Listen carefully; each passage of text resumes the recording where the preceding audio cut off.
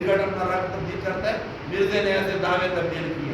پہلے کیا کہا میں کون ہوں؟ مہدی ہوں. پھر کہا مسیح موعود ہوں. پھر کہا میں ذلی نبی ہوں. پھر کہا میں بروزی نبی ہوں. پھر کہا میں خود نبی ہوں. نعوذ باللہ،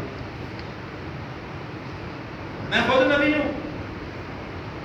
اور اس نے آ کر کیا کیا ہے؟ چھوڑ دو اے دوستو جہاد کا خیال، دین میں حرام ہے اب جنگ اور قتال. میں قادیان میں نبی بن گیا ہوں کافروں سے، اور انگریز سے لڑنا اب منع ہو گیا، حرام ہو گیا. میں نبی ہوں. اور جب اس سے پوچھا گیا، ابھی جبریل امین آیا کرتے تھے پیغمبروں کے پاس، تمہارے پاس کون آتا ہے؟ اس نے کہا ٹیچی ٹیچی. کیا نام ہے فرشتے کا؟ ٹیچی ٹیچی. اس نے کہا وہی جبریل امین قرآن لاتے ہیں، تمہاری وہی کیا ہے؟ مرزا بلور نے کہا اللہ کہتا ہے آئی لو یو. دوسری وہی پٹی پٹی پئی ہے، یعنی ریل کی پٹڑی اب ٹوٹ چکی ہے، یہ اس کی وہی ہے. جیسے ایک اور نے بھی دعویٰ کیا تھا، حضور علیہ السلام صحابہ کے زمانے میں اس سے کہا گیا تیرے پاس کوئی وحی ہے؟ اس نے کہا الفیل من فیل وما ادراک من فیل لہو خرطوم کبیر وذنب کثیر. ہاتھی، تمہیں کیا پتا ہاتھی کیا ہے؟ اس کی سونڈ لمبی ہوتی ہے اور دم چھوٹا ہوتا ہے. لوگوں نے کہا پاگل ہو گئے، لوگ تجھے ماریں گے بھی صحیح، ایسا کلام عوام کے سامنے پیش نہ کر. اس نے وہ سارے کام کیے. اپنی بیویوں کو ازواج مطہرات کہا، نعوذ باللہ. اپنے ماننے والے کو اس نے صحابہ ڈکلیئر کرایا. اور ہماری پاکستان کی اسمبلی نے اسے 7 ستمبر کو غیر مسلم اقلیت قرار دیا. کیا قرار دیا؟ بولے غیر مسلم اقلیت قرار دیا.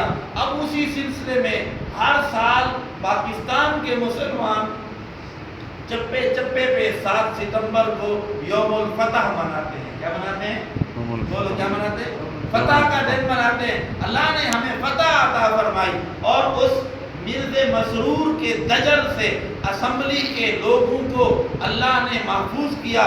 مفتی محمود رحمت اللہ علیہ نے بڑے دھڑلے سے اس سے سوال و جواب کیے. جب وہ آیا، لوگ ہم لوگ مولوی اسے کافر کہتے ہیں. اس نے آتے ہی کہہ دیا مولویوں کی کیا بات مانتے ہو؟ اتنا بڑا پورا اس نے لگایا ہوا، بڑی داڑھی اور بڑی پگڑی، بڑا ٹاک، ماشاءاللہ بہترین کر کے آگے حضرت صاحب بن کے. مرزا مسرور جب عدالت میں آیا تو مولوی اسے کافر کہتے ہیں، اسے دیکھو کہتا ہے سبحان اللہ. اس نے آتے ہی کہہ دیا میں مولویوں کے پیچھے کیا چلتے ہو اے اسمبلی کے اراکین. دیوبندی کہتے ہیں بریلوی کافر، بریلوی کہتے ہیں دیوبندی کافر، شیعہ کہتے ہیں سنی کافر، سنی کہتے ہیں شیعہ کافر، اہل حدیث کہتے ہیں وہ بنتی یہ فلاں یہ فلاں. ان کی باتوں کا کوئی اعتبار نہیں ہے، ایک دوسرے کو سبھی کہہ رہے ہیں.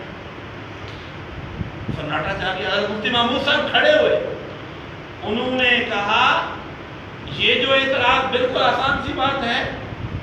اگر بعض بریلوی دوست دیوبندیوں سے یہ کہتے ہیں کہ تم علیہ باللہ گستاخ رسول ہو، تو دیوبندی کہتے ہیں ہم گستاخ نہیں ہیں، تم غلط الزام لگاتے ہو. اور جب بریلویوں سے کہا جاتا ہے تم شرک کرتے ہو، مشرک ہو، وہ کہتے ہیں ہمارا شرک سے کوئی تعلق نہیں ہے. یہ جو لوگ سجدے کر رہے ہیں، ہم علماء نے ان کو منع کیا ہے، یہ پبلک اپنا کام خود کر رہی ہے، ہمارا اس سے کوئی تعلق نہیں ہے. ہم شرک کی حمایت نہیں کرتے، اپنے آپ کو مشرک کرنے سے انکار کرتے ہیں. جب شیعوں سے کہا جاتا ہے کہ تم صحابہ کو نہیں مانتے، وہ کہتے ہیں ہم مانتے ہیں، تم غلط کہتے ہو. تو آپ بھی کہہ دو ہم آپ سے کہتے ہیں تم مرزا غلام احمد قادیانی کو نبی مانتے ہو اس لیے کافر ہو. تم کہہ دو میں اسے نبی نہیں مانتا.